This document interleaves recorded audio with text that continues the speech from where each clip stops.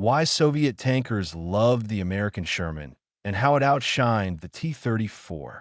World War II wasn't just about epic battles, heroic soldiers, or brilliant generals. It was a time when technology could make or break a nation. Tanks became the ultimate symbols of power, mobility, and firepower. The Soviet Union, locked in a brutal fight against Nazi Germany on the Eastern Front, churned out thousands of T-34 tanks, machines that are still hailed as legends today. But starting in 1942, the Soviets got a game-changer from across the Atlantic. The American M4A2 Sherman, delivered through the Lend-Lease program. And here's the kicker. Soviet tankers, who were used to the rugged T-34, often fell head over heels for the Sherman, some even refusing to switch back. Why did this American tank win over the hearts of battle-hardened Soviet crews? Let's break it down piece by piece, like a regular Joe who's just obsessed with history. Picture this. It's the winter of 1942, and the port of Murmansk is buried under snow. Allied convoys, dodging German U-boats and Luftwaffe attacks, are unloading crates of canned food, trucks, planes, and, yep, tanks. Among them is the M4A2 Sherman, a diesel-powered beast that looks nothing like the Soviet tanks. Its tall silhouette, odd-shaped turret, and English labels on the controls raise some eyebrows. Soviet tankers are skeptical at first. What's this Yankee contraption? How's it supposed to fight in our war? But within months, those same tankers are calling it the American or M4 with a nod of respect. So, what made the Sherman such a hit? Let's dive into the story from the icy docks of Murmansk to the muddy battlefields of Eastern Europe. Lend-Lease. How the Sherman made its way to the USSR.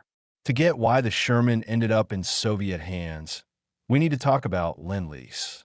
In 1941, the U.S. passed the Lend-Lease Act, a lifeline that let them send weapons, vehicles, food, and supplies to allies fighting the Axis powers. For the Soviet Union, which was bleeding men and machines in the early years of the war, this was a godsend. From 1942 to 1945, the USSR received around 4,100 M4A2 Shermans, diesel models chosen specifically because Soviet tankers were already familiar with diesel engines, which were less prone to catching fire when hit compared to gasoline-powered tanks. These Shermans arrived via 3 routes: the perilous Arctic convoys to Murmansk and Arkhangelsk, the southern route through Iran, and the Pacific route via the Soviet Far East. The Arctic run was the toughest. German submarines and planes sank countless ships, and many Shermans never made it ashore. Those that did came with repair kits, tools, spare parts, and English manuals, which, let's be honest, most Soviet crews ignored in the chaos of war. Not everything arrived in one piece. Crates got lost, parts rusted, and supply lines were a mess, but the Shermans that reached the front lines were ready to roll. Let's put some numbers on this. The Lend-Lease program funneled about $11 billion worth of aid to the USSR in 1940s dollars. To give you perspective, the U.S. GDP in 1942 was around $123 billion, so this was a massive commitment. For the tankers climbing into a Sherman, though, those dollar figures didn't mean much. What mattered was that this tank could help them survive and fight another day. First impressions, the Sherman through Soviet eyes. Imagine you're a Soviet tanker in 1942. You spent months in a T-34, cramped, noisy, with controls that feel like they're fighting you every step of the way. In winter, starting the engine is like wrestling a bear, and there's barely room to breathe inside. Then, you're handed a Sherman. You climb in, and whoa, it's like stepping into a living room compared to the T-34. The seats are cushioned with rubber shock absorbers. There's actual lighting, ventilation, and even space to stash your gear. For a Soviet tanker used to the bare-bones T-34, this was like upgrading from a beat-up pickup truck to a Cadillac. The first thing Soviet crews noticed was the ergonomics. The Sherman was built with the human in mind.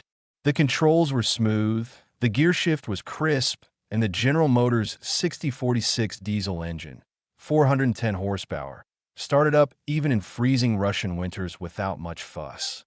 Compare that to the T-34's V2 engine, which sometimes needed a crowbar and a prayer to get going in the cold. The Sherman felt like it was designed to make life easier for the crew, which, in the middle of a war, was a big deal. But comfort is one thing. How did it perform in battle? The Sherman delivered there, too. Its 75mm gun, later upgraded to a 76mm M1A1, was accurate, with a clear sight, and the electric turret traverse let gunners swing the barrel fast. The SCR 508 radio was a game-changer, providing reliable communication over miles, unlike the spotty Soviet radios that often cut out or needed constant tweaking. Soviet tankers joked, you could fight a battle in a Sherman and still have time for a coffee break. Okay, maybe not literally, but the point was clear. The Sherman let the crew focus on fighting, not wrestling with the tank itself. Sherman versus T-34. Armor, firepower, and mobility. Let's pit the Sherman against the T-34 in a head-to-head showdown, looking at three key factors: armor, firepower, and mobility. Think of it like comparing two boxers. Each has strengths, weaknesses, and a unique fighting style. Armor. The Sherman's frontal armor was up to 63mm on the hull and 76mm on the turret, roughly on par with the T-34's 45 to 60mm, depending on the model. But the Sherman had a trick up its sleeve: sloped armor plates. These angled surfaces were better at deflecting incoming rounds, especially at odd angles. The steel was high quality, homogeneous, though it could crack under direct hits from close range compared to the T-34 cemented armor. A big win for the Sherman was its ammo storage. Shells were kept in protected niches with thermal shielding, reducing the risk of catastrophic explosions. The T-34's ammo, on the other hand, was less protected, and a hit to the fuel tanks or ammo rack could turn it into a fireball. There was a catch, though. The Sherman's tall profile, about 9 feet compared to the T-34's 8 feet, made it a bigger target. On the open plains of the Eastern Front, that height was a liability. The T-34, with its low silhouette, could hide behind hills or bushes more easily. Sherman crews had to be extra careful picking their positions to avoid becoming sitting ducks for German Panthers or Tigers. Firepower. The Sherman's armament varied by model. Early M4A2S had a 75mm short-barreled gun, great for blasting infantry and light vehicles, but underpowered against German tanks like the PZ, KPFW, 4, or Panther. Later models got a 76mm M1A1 gun, which could punch through a Panzer IV's armor and even hit a Panther's side. The Sherman's sights were sharp, and the electric turret traverse meant faster targeting. The T-34's 76mm F-34 gun, or 85mm on later models, was comparable in power, but it lagged in targeting speed and gunner comfort. Here's a cool tidbit. The Sherman had a basic but functional gun stabilizer, letting it shoot more accurately on the move. The T-34? No such luck. Gunners had to wait for the tank to stop to aim properly. In a fast-moving tank battle, that tiny edge could mean the difference between life and death. Mobility. This is where the T-34 shone, especially on the Eastern Front's rugged terrain. Its wide tracks and crispy suspension let it power through mud, snow, and rough ground like a champ. The Sherman, with its narrower tracks and VVSS, vertical volute spring suspension, was a beast on paved roads or city streets, but struggled in the mud and snow of Eastern Europe. Soviet tankers often had to call in tractors to yank a stuck Sherman out of the muck. That said, the Sherman's running gear lasted longer, and its controls were smoother, making it easier to drive for long stretches. Economic context. Building a Sherman cost the U.S. about $44,000 to $55,000 per tank, while a T-34 ran about 135,000 rubles, roughly $27,000 at the time. The T-34's cheaper price tag came from simpler manufacturing and fewer frills for the crew. But the Sherman's higher cost meant better build quality and reliability, which translated to less downtime and more fighting time. The Sherman's pros and cons. The Sherman wasn't perfect, no tank is, but it had some serious strengths that made Soviet tankers take notice. Crew comfort, spacious turret, cushioned seats, good ventilation, lighting, and intuitive controls. For a tanker stuck in a metal box for hours, this was a game changer. Reliability. The diesel engine started in any weather, the transmission was smooth, and components lasted longer than the T-34's. Communication. The SCR 508 radio kept crews connected over long distances, crucial for coordinating in battle. Firepower. Fast turret traverse and a gun stabilizer gave it an edge in quick-draw fights. Repairability. With the right parts and tools, the Sherman was easier to fix than the T-34, thanks to its thoughtful design. Tall silhouette. At 9 feet, it stood out like a sore thumb on open terrain. Suspension. Narrow tracks and VVSS struggled in mud and snow, a big issue on the Eastern Front. Maintenance. The Sherman needed skilled mechanics and precise tools, which were often scarce in Soviet repair depots. Ammo supply.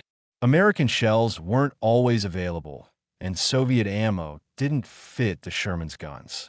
To really get why the Sherman won over Soviet tankers, let's jump to the front lines. It's the summer of 1943, the Battle of Kursk. A Soviet tank brigade, mixed with T-34s and Shermans, charges into battle. German Panthers and Tigers open fire from long range. The T-34s weave through the terrain, but their radios crackle and fail, making coordination a nightmare. The Shermans, though, stay in touch, their turrets swinging smoothly to return fire. One Sherman takes a hit to the front, but the sloped armor deflects the shell. The crew keeps fighting, while a nearby T-34 goes up in flames after a hit to its ammo rack. Or picture this. Winter 1944, Poland. A tank column trudges through deep snow. The T-34s plow ahead, but a Sherman gets stuck. The crew grumbles, "Damn Yankee tank." But once they're pulled out, the driver notices the engine's still humming and the cabin's warm and dry. In a T-34, they'd be freezing and the engine might have quit. That reliability started to win them over. Stories like these piled up. The Sherman wasn't just a tank, it was a lifeline. In elite Soviet units, where tanks were maintained carefully and crews were experienced, Shermans often became the go-to for commanders. The roomy turret, solid radio, and clear visibility made them perfect for leading the charge. Economic and cultural context. To understand why the Sherman stood out, let's zoom out to the bigger picture. The U.S. in the 1940s was an industrial juggernaut. Factories like the Detroit Arsenal tank plant churned out nearly 49,000 M4 Shermans of all variants during the war. The T-34, with about 84,000 built, was cheaper due to simpler production and less focus on crew comfort. The U.S. could afford to prioritize ergonomics because its homeland wasn't a war zone, unlike the Soviet Union, which was fighting for survival. Culturally, the differences were stark. American engineers designed the Sherman with the user in mind. Comfort and practicality were part of the deal. The U.S. was already a consumer-driven society, cranking out cars, appliances, and radios. The Soviet Union, meanwhile, was all about everything for the front.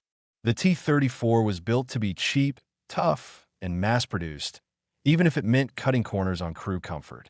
For Soviet tankers, the Sherman was like a glimpse into another world, a world where a tank could be both a weapon and a decent place to work. The T-34 was a masterpiece of simplicity and resilience, but the Sherman showed that a tank could also care about the guys inside. Why the Sherman left a legacy. After the war, most Shermans in Soviet service were scrapped, returned to the Allies, or handed off to countries like Poland or Czechoslovakia. But in the memories of Soviet veterans, the Sherman lived on as a tank you could count on to fight and survive. Its reliability, comfort, and firepower earned it respect, even from those who griped about its height or mud-trapping tracks. Comparing the Sherman to the T-34 will always spark debates. The T-34 was the backbone of the Soviet war machine, a symbol of grit and endurance. But the Sherman proved a tank could be more than just a tool of war. It could be a home on tracks, giving its crew a better shot at coming back alive. The Sherman story isn't just about steel and guns. It's about the people who drove it, fought in it, and lived to tell the tale. It's about how machines from different worlds, built with different philosophies, came together to crush a common enemy. The T-34 was the heart of Soviet armor, but the Sherman was its trusty sidekick. So, let's raise a toast to the tankers who climbed into those steel beasts, not knowing if they'd make it through the day. Their courage and their stories turned the Sherman and T-34 into more than just machines. They're part of history's heartbeat. Now it's your turn. Subscribe to the channel for more epic dives into World War II history, and drop a comment below. What do you think? Was the Sherman better than the T-34? Got any family stories from the war? Share them, and let's keep the memory of those days alive.